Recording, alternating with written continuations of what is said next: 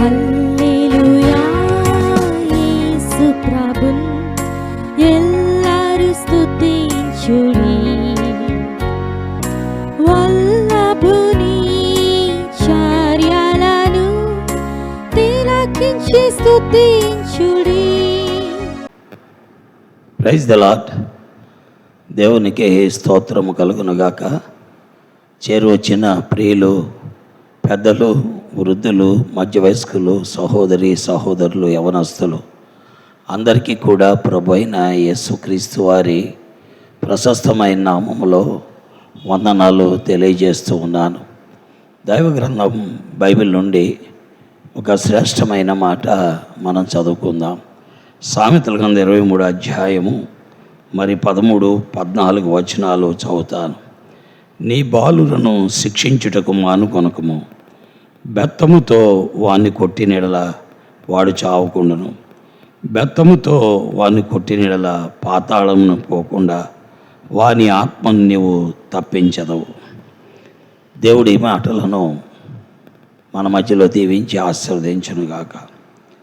దేవుని వాక్యములో పిల్లల గురించి తల్లిదండ్రులు తీసుకోవలసిన నియమాలు లేఖనాల్లో వ్రాయబడి ఉన్నాయి. వాక్యంలో మనం చూస్తుంటే నీ బాలులను అన్నాడు, అంటే బాలికలు కాదని కాదు. నీ బాలులను శిక్షించుట మానకము, బెత్తముతో వాని కొట్టినేడల వాడి చావకుడును. దేవుడు ఎప్పుడు కూడా బెత్తము వాడమని చెప్తాడు.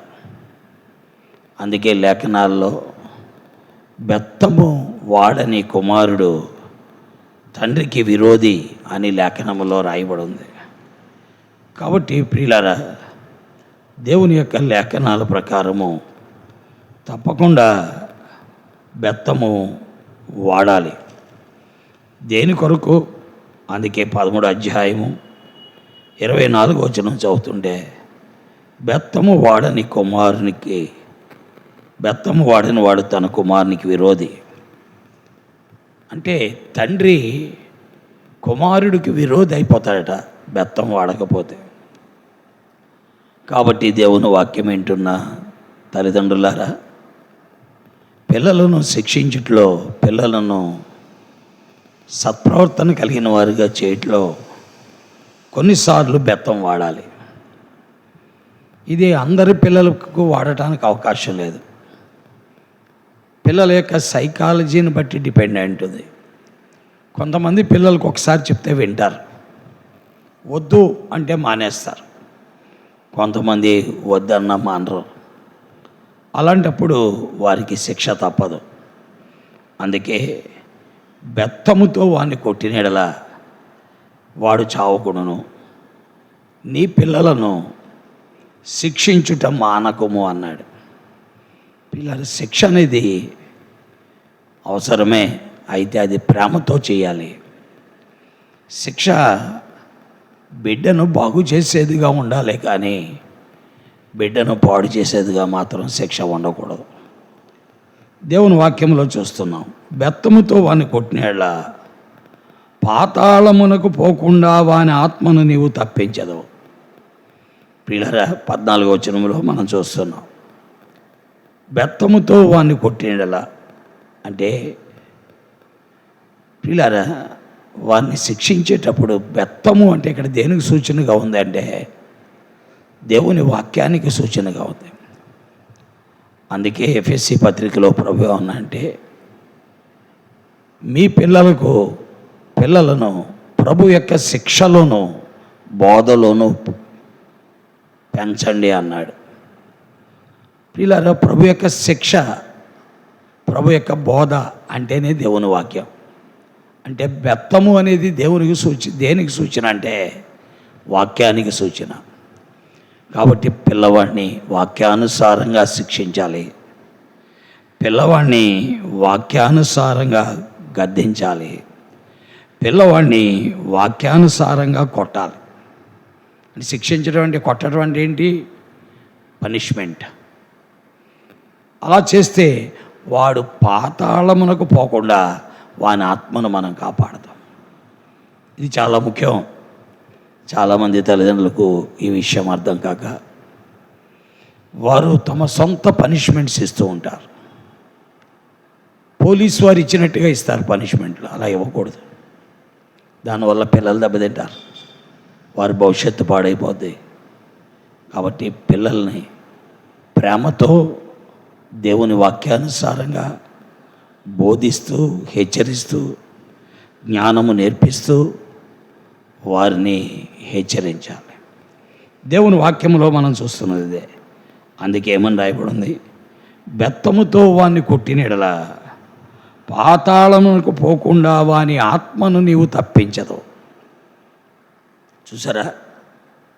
బెత్తముతో కొట్టిన ఎడల పాతాళమునకు పోకుండా వాని ఆత్మను నీవు తప్పిస్తావు.